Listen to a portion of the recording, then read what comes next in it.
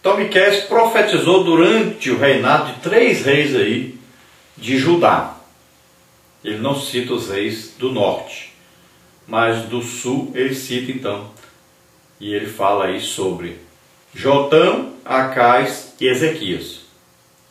Então nós devemos tomar cuidado, porque nós não podemos somar os anos dos 3 reis e falar que ele profetizou durante todo esse período. Não. Por quê? Quando um rei estava velho, já o seu filho assumiu o trono. Então o rei ainda estava vivo, mas o seu filho já estava assumindo o trono. E devemos considerar então que ele começou a profetizar no final do reinado de Jotão, profetizou durante todo o período do governo de Acais e profetizou aí pelo menos a metade do reinado de Ezequias. E pelo que nós entendemos, ele ainda alcançou o nascimento do filho de Ezequias que iria reinar no seu lugar, mas não alcançou o reinado do filho de Ezequias. Durante o período que Miqueias profetizou, haviam outros profetas, principalmente, junto com ele no Reino do Sul, o profeta Isaías, que foi da sua época, profetizando ali também uma mensagem, muitas vezes até parecida, né? Enquanto Isaías profetizava em Jerusalém, principalmente para as autoridades, para os reis, para os principais profetas, para os sumos sacerdotes, os sacerdotes, e aí a elite da sociedade, já Miqueias profetizou para os mais pobres, principalmente para as cidades menores da região de Judá. Sendo que ele profetizou falando não só a respeito de Judá, mas também a respeito do Reino do Norte. Lembrando que nesse período, no norte, os profetas eram Amós e Oséias, nesse mesmo período. Tanto é que a mensagem de Miqueias, em muitas coisas, se parece com as mensagens profetizadas por Amós e Oséias. Vamos ver a estrutura e mensagem. Trata-se de uma coleção de breves oráculos agrupados em 7 capítulos, divididos em 3 partes principais. Cada uma das partes marca o imperativo, ouvi, que é fraseologia similar à de Isaías. Então nós temos no livro de Miqueias 7 capítulos. E nós podemos dividir esses 7 capítulos em 3 partes. Podemos até imaginar que a primeira parte seja no final do governo e do reinado de Jotão. A segunda parte, nós podemos crer que seja durante o período do governo de Acais. E a terceira parte, nós podemos entender que tenha sido escrito aí no período do governo de Ezequias. E assim como o profeta Isaías usava muito quando ia falar alguma coisa, ele trazia mensagem dizendo: ouvi, né? Preste atenção, atenta para o que eu vou falar, porque é Deus falando. Então abra o coração para atender ao que Deus vai falar. Preste atenção e coloque em prática, é isso que quer dizer. Então, sempre Miqueias também usava essa fraseologia, ouvi. O assunto do livro é a ira divina em relação aos pecados de Samaria e de Jerusalém, e Miqueias dirigiu seu discurso contra a idolatria, censurou com veemência a opressão aos pobres e denunciou o colapso da justiça nacional. Além disso, anunciou de antemão o local do nascimento do Messias em Belém, e o profeta chegou a ser citado pelo Senhor Jesus. Então a mensagem principal de Miqueias é a mensagem de juízo de Deus sobre os pecados cometidos, tanto pela região sul, representada aí por Jerusalém, como pela região norte de Israel, representada aí por Samaria.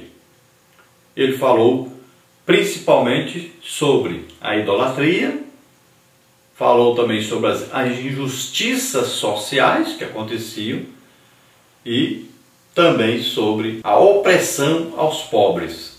né? Principalmente aí falando sobre a corrupção. Então quem tinha dinheiro conseguia sempre vantagem sobre o que não tinha. Tanto na área política, como na área religiosa, como na área social como um todo. Então aí entrava os reis, os príncipes, as autoridades, entravam aí os sacerdotes, sumo sacerdote, os levitas, toda a parte religiosa, e entravam também os profetas, que se corrompiam também, e só profetizava coisa boa para quem tinha dinheiro. Só oravam por quem tinha dinheiro. Qualquer semelhança com os dias atuais é mera coincidência, não é? Então Miqueias também profetizou, anunciou o nascimento de Jesus, né? Aí uma citação davídica, né? Como se fosse Davi renascendo, mas na verdade está falando aí sobre o Messias, sobre a vinda de Jesus, o nascimento de Jesus em Belém, e depois ele fala do período de juízos sobre Israel, do norte e do sul, que é a grande tribulação, e do reinado desse Messias que nasceria em Belém. Ele fala também que é durante o milênio. Outra citação importante do livro de Miqueias, como nós já falamos, foi também aquela que Jesus citou, né? Resumindo toda a mensagem dos profetas, assim como os judeus fazem. Os judeus dizem que isso aí é um resumo, né, de toda a lei e os profetas, que é o que Jesus disse. Olha, tudo se resume em amar, e esse amar significa obedecer. Então, amar a Deus sobre todas as coisas e ao próximo como a ti mesmo. Então, tudo se resume a esse amor e tem a ver com a obediência a Deus, para que possamos praticar a justiça para com todos. Nós temos aí um esboço do livro de Miqueias. Vamos ver. Capítulo 1 ao capítulo 3, uma série de juízos contra Israel e Judá. Temos a introdução, temos a destruição de Samaria, destruição de Judá, pecados específicos do povo, cobiça e orgulho, falsos profetas. Depois temos um vislumbre de um livramento, pecados dos líderes da nação. Nos capítulos aí 4 até o capítulo 5, temos aí mensagem de esperança, promessa do reino vindouro, a derrota dos inimigos de Israel, o rei virá de Belém, o novo reino.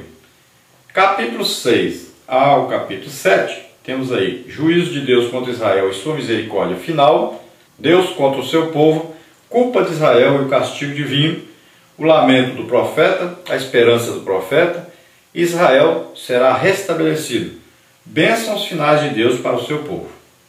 Então esse aí é um resumo do livro de Miqueias. Vamos então à parte 2, a obediência a Deus. Temos aí tópico 1, conceito bíblico de obediência. Tópico 2, a desobediência das nações. Tópico 3, a ira de Deus sobre o pecado. Então o tópico 1 diz aí, conceito bíblico de obediência. O verbo hebraico shema, ouvir, escutar, prestar atenção, obedecer, não significa apenas receber uma comunicação ou informação. O seu real sentido é mais forte e imperioso. Obedecer é acatar ordens de autoridade religiosa, civil ou familiar. O referido verbo é empregado no Antigo Testamento para obedecer. Veja aí 1 Samuel 15, 22 e Jeremias 42, 6. É usado também 6 das 9 vezes em que Shema aparece aí em Miqueias. Capítulo 1, versículo 2, capítulo 3, versículos 1 e 9 e capítulo 6, versículos 1, 2 e 9.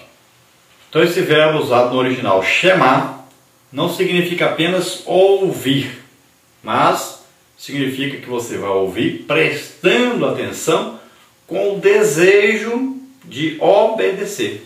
E esse obedecer significa o quê? Acatar, receber como orientação correta, orientação de Deus, e colocar em prática. A mesma ideia aí é vista nos ensinos de Jesus. Por conseguinte, a obediência deve ser precedida pela compreensão e pelo amoroso acatamento da mensagem divina. Nesse sentido, ela pode ser definida como a prova suprema da fé e do nosso amor a Deus. Então essa mesma ideia de obediência à palavra de Deus, de colocar em prática a palavra de Deus, é ensinada por Jesus. E nós devemos então atentar para essa obediência à palavra de Deus, de maneira que nós possamos ouvir de bom grado, com o coração aberto, para Deus falar conosco e nós podemos, então, a partir do momento que Ele falar conosco, colocarmos essa palavra em prática. Tópico 2, a desobediência das nações. O Senhor não é uma divindade tribal que habita em 4 paredes. Ele é o Deus de toda a terra e soberano de todo o universo.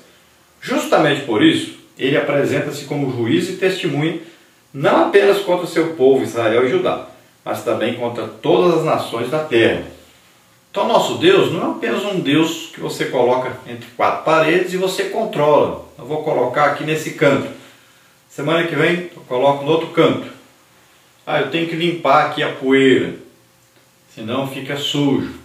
Então Ele não é um Deus controlável. E Ele não é um Deus particular de ninguém, de nenhuma nação. Ele é um Deus soberano, criador de todas as coisas. Ele não precisa de nós para sobreviver. Ele não tem nenhuma necessidade que nós o ajudemos. Nós devemos nos submeter, porque Ele é a autoridade máxima, não só de Israel, mas de todas as nações, de todo o mundo, de todo o universo. Ele que está no controle de todas as coisas. Então Ele tem todo o direito de julgar as nações, de trazer juízos e de trazer bênçãos de acordo com a sua vontade. Número 3, a ira de Deus sobre o pecado. O profeta descreve de forma pitoresca a reação divina contra o seu povo. Numa linguagem antropomórfica, o Senhor desce do seu santo templo, o céu, para julgar Samaria, capital de Israel, e da mesma forma Jerusalém, capital de Judá, cujo pecado influencia todo o país. O quadro da sua majestosa e terrível presença lembra a ação dos terremotos e dos vulcões. Então essa linguagem aí, antros aí, é o que é? O homem, né? E mórfica aí quer dizer o que? Uma forma humana, então. Então, uma forma humana de descrever os juízos de Deus, o profeta fala que Deus vai descer lá do céu e vai andar no meio do seu povo, no meio da nação de Israel. E quando ele fizer isso, vai descer fogo do céu e vai subir fogo da terra também, vai queimando, estourando tudo, desmanchando tudo. Que seria o quê? Os terremotos, os vulcões, né? Então são coisas terríveis que vão acontecer porque o juízo de Deus vem junto com ele. É essa a visão que ele transmite a Israel. E que vai acontecer durante a grande tribulação. É claro que Deus não vai descer do céu, mas é o que Ele vai enviar de juízos a esses povos. Parte 3, o ritual religioso. Então nós vamos ver o rito levítico, o diálogo de Deus com o povo. O rito levítico. Basicamente o rito é um conjunto de cerimônias e práticas litúrgicas que cumpre a função de simbolizar o fenômeno da fé. O termo vem do latim ritus, que significa cerimônia religiosa, uso, costume, hábito, forma, processo, modo. O Antigo Testamento usa a palavra para os sacrifícios, veja Levíticos e veja Êxodo, e para as festividades religiosas, veja Neemias 8, tais como a Páscoa, veja Números 9 e segundo livro de Crônicas 35. E também para a festa dos tabernáculos, como está em Êxodo 3, 4. A própria circuncisão é também um ritual, veja Atos 15, 1. Contudo, em se tratando do cristianismo, a liturgia é simples, contendo apenas 2 rituais, o batismo e a ceia do Senhor. Esses cerimonialismos, contudo, não substituem o relacionamento sincero com Deus, nem proporcionam salvação. Então essa palavra usada aí como ritual, então isso aí significa que você vai prestar um culto, então você precisa organizar esse culto. Como vai ser, o que vai ter durante esse culto. Então você tem uma organização, que é uma liturgia, né? Então vem aí tanto a cerimônia como a liturgia. Então é um culto. E nesse culto existe uma prestação de tanto de sacrifícios a Deus, como de louvor a Deus, como de adoração. Tanto se espera oferecer alguma coisa, como se espera receber alguma coisa em troca. Então, é uma prática da fé, é a religiosidade que está em ação aí.